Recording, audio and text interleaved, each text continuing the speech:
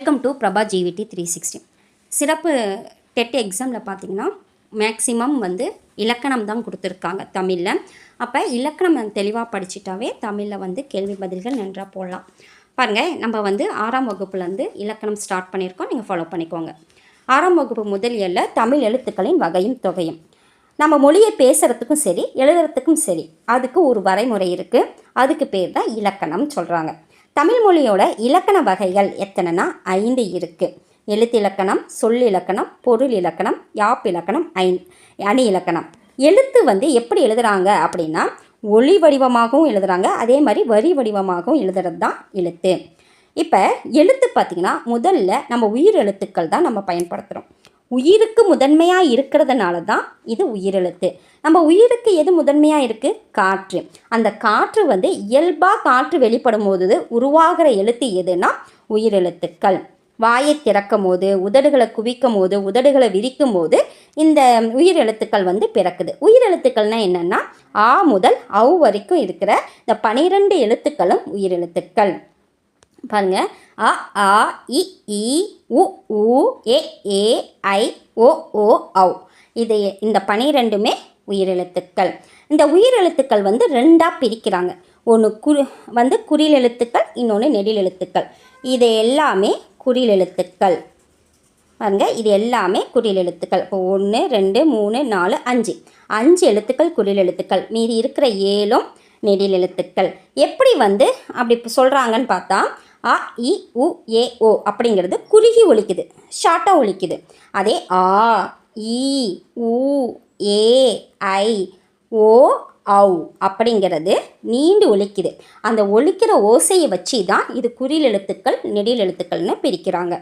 இப்போ குறுகி ஒலிக்கிற எழுத்துக்கள் குறில் எழுத்துக்களாகவும் நீண்டு ஒலிக்கிற எழுத்துக்கள் நெடில் எழுத்துக்களாகவும் சொல்கிறாங்க. எழுத்தை அப்போ அந்த ஷார்ட்டாக சொல்லும் போது பார்த்திங்கன்னா ஆ அப்படிங்கும்போது சீக்கிரமாக முடிஞ்சிடுது. ஆ அப்படின்னா இருக்கும் போது இழுத்து வருது. அப்போ எழுத்தை உச்சரிக்கிறதுக்கு அந்த கால அளவு வித்தியாசப்படுது இல்லையா? அந்த கால அளவை கொண்டு தான் குறில் நெடில்னு வகைப்படுத்துகிறாங்க. இது அந்த கால அளவு சொல்கிறது தான் நம்ம தமிழ் என்ன சொல்கிறாங்க, மாத்திரைன்னு சொல்கிறாங்க.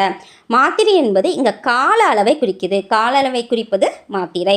ஒரு மாத்திரை இப்போ க அப்படிங்கும்போது ஒன் டைம் அந்த கண்ணை இமைக்கிறதும் சரி, அதே கை நொடிக்கிறதும் சரி. அப்போ ஒரே தடவை கண் இமைக்கவோ ஒரு முறை கை நொடிக்கவோ ஆகிற கால அளவு தான் ஒரு மாத்திரைன்னு சொல்லுவாங்க. ஒரு முறை பண்ணும்போது அது ஒரு மாத்திரை, இதே 2 முறை பண்ணும்போது அது 2 மாத்திரை. குறில் எழுத்துக்கள் சொல்லும் போது அதை செஞ்சு பாருங்களேன். ஒரு நொடி தான் ஆகும், அதே மாதிரி ஒரு கண் சிமிட்டுறது தான் ஆகும். அப்போ அது ஒரு மாத்திரை. நெடில் எழுத்துக்கள் சொல்லி பார்க்கும்போது 2 மாத்திரை கால அளவு இருக்கும். அடுத்தது மெய் எழுத்துக்கள். மெய் அப்படின்னா உடம்பு அப்படிங்கிற பொருள்.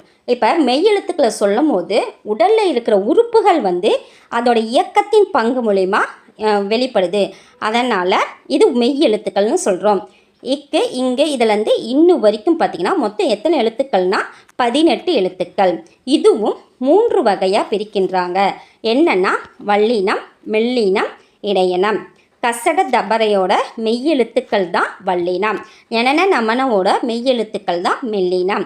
எரல வளல அப்படிங்கிறோட மெய்யெழுத்துக்கள் தான் இடையினம். இது எப்படி ஞாபகம் வச்சுக்கணும்?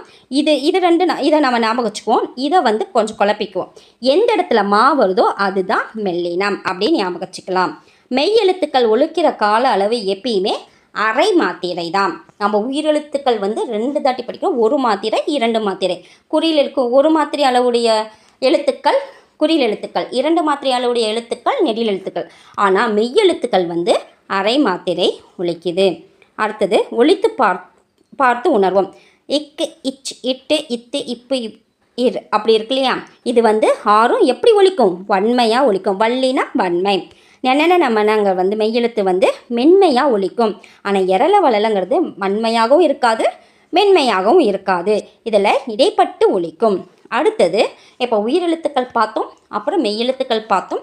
இப்போ உயிர்மெய் எழுத்துக்கள் இரண்டும் இணையும் போது நமக்கு உயிர்மெய் எழுத்துக்கள் இருக்குது. மெய்யெழுத்துக்கள் எத்தனைனா 18, உயிரெழுத்துக்கள் 12. ரெண்டும் சேரும்போது 216 எழுத்துக்கள் உயிர்மெய் எழுத்துக்கள். அடுத்தாவது இக்கு கூட்டல் ஆ கா, இங்கு கூட்டல் ஆ ங்க அப்படின்னு மெய்யும் உயிரும் இணையும் போது உயிர்மெய் எழுத்துக்களாக நமக்கு பிறக்குது. இப்படி எழுதும் போதே டோட்டலாக நமக்கு 216 எழுத்துக்கள் உயிர்மெய் எழுத்துக்களாக கிடைக்கிது. பாருங்கள், அவ்வு கூட்டல் வவ்வு வரைக்குமே மெய்யுடன் உயிர்க்குறில் சேர்ந்தால் அதாவது இதே வந்து குறில் எழுத்துக்கள் இக்கு கூட்டல் ஆ, இக்கு கூட்டல் இ, இக்கு கூட்டல் உ, இக்கு கூட்டல் ஏ, அதே இக்கு கூட்டல் ஓ. இது பாருங்கள், இது 5 குறில் எழுத்துக்கள். அப்போ இங்கே கா வரும், இங்கே கீ வரும், இங்கே கூ வரும், இங்கே கே, இங்கே கோ. இது எல்லா வரிசையும் குறில் உயிர்மெய் எழுத்துக்கள், உயிர்மெய் குறில் எழுத்துக்கள். மீதி இருக்கிற நெடிலோட சேரும் போது கா, கீ, கூ, கே, கை, கோ, கௌ, இந்த 7 வரிசையும் நெடில் உயிர்மெய் நெடில் எழுத்துக்கள்னு நம்ம சொல்கிறோம். பாருங்கள், இது ஆயுத எழுத்து. பாருங்கள், மொத்தம் எத்தனை எழுத்துக்கள்? குறில் எழுத்துக்கள், உயிர் எழுத்துக்களில் குறில் எழுத்துக்கள் பார்த்திங்கன்னா எத்தனை இருக்குது? 5 இருக்குது. அதே 5 × 12, அதாவது உயிர்மெயில் குறில் எழுத்துக்கள் மொத்தம் எத்தனைன்னு பார்த்திங்கன்னா 2 60. அப்போ டோட்டலாக ப்ளஸ் 5 மெய் எழுத்துக்கள் பார்த்திங்கன்னா 18. அப்போ உயிரோட குறில் எழுத்துக்கள் 5. அப்போ மொத்தம் உயிர்மெய் எத்தனை குறில் எழுத்துக்களுக்குனா 18 × 5. அப்போ 90 எழுத்துக்கள் வந்து உயிர்மெய் குறில் எழுத்துக்கள் இருக்குது. அப்போ உயிரெழுத்தும் உயிர்மெய் எழுத்துலேயும் குறில் எழுத்துக்கள் மொத்தம் அப்படின்னா 90 + 5 95. அதே நெடில் எழுத்துக்கள் பார்க்கலாமா? அப்போ உயிர்மெய் நெடில் எத்தனை இருக்குன்னா மொத்தம் 18 மெய் எழுத்துக்கள். இதில் × 7 போட்டால் பாருங்கள், அப்போ 126 உயிர்மெய் எழுத்துக்கள், உயிர்மெய் எழுத்தில் நெடில் எழுத்துக்கள் இருக்குது. அப்போ மொத்தம் உயிர் எழுத்துக்களோடு சேர்ந்து போட்டால் 133 33 நெடில் எழுத்துக்கள் இருக்குது. ஆயுத எழுத்து பார்த்திங்கன்னா தமிழ் மொழியில் உயிர்மெய் எழுத்துக்கள் தவிர ஒரு தனி எழுத்துன்னு தனியாக இருக்குது. அதுதான் அக்கு. அக்கு தான் ஆயுத எழுத்து. இதுக்கு ஸ்பெல்லிங் நல்லா பார்த்துக்கோங்க. ஆயுத எழுத்து ஆயுதம்னு வரும், ஆயுதம்னு வரும். இப்போ ஆயுதம் அப்படின்னு கொடுப்பாங்க, ஆயுதம்னு கொடுப்பாங்க. ஆயுதம்னா நம்ம பயன்படுத்துகிற கூர்மையான வாள், ஆயுதம் தான் அக்கு. அப்போ இதோட கால அளவு பார்த்திங்கன்னா அரை மாத்திரை. உயிர்மெய் குறிலோட கால அளவு 1 மாத்திரை. உயிர்மெய்யோ நெடிலோட கால அளவு 2 மாத்திரை. உயிர் எழுத்துக்களோட குறில் வந்து 1 மாத்திரை. அதே நெடில் வந்து 2 மாத்திரை. அடுத்தது மெய் எழுத்துக்களுக்கு அரை மாத்திரை, ஆயுத எழுத்துக்கும் அரை மாத்திரை. இதுதான் நம்ம வந்து செகண்ட் நம்ம ரிவிஷன் பண்ணிடலாம். நம்ம என்ன பார்த்தோம்? தமிழ் மொழியின் இலக்கண வகைகள் 5: எழுத்து இலக்கணம், சொல்லிலக்கணம், யாப்பு இலக்கணம், அணி இலக்கணம், எழுத்து, சொல், பொருள், யாப்பு, அணி. இந்த இலக்கணம்லாம் பார்த்தோம். எழுத்துனா என்னன்னு பார்த்தீங்கன்னா ஒளி வடிவமும் வரி வடிவமும் இருக்குது. உயிர் எழுத்துக்கள் வந்து 12 இருக்குது. அது குறில் நெடில் அப்படின்னு பார்த்தோம். குறில் எழுத்துக்கள் வந்து மாத்திரை வச்சு நம்ம சொல்கிறோம் அப்படின்னு பார்த்தோம். அடுத்தது பார்த்திங்கன்னா அதே வந்து மாத்திரைனா என்னென்னா அது ஒலிக்கிற கால அளவு தான் அப்படின்னு நம்ம பார்த்தோம். ஒரு மாத்திரை அப்படின்னா 1 நொடி கண்ணிமைக்கிறது, 1 நொடி கை நொடிக்கிறது. இதே 2 மாத்திரைனா 2 தாட்டி பண்ணுறது.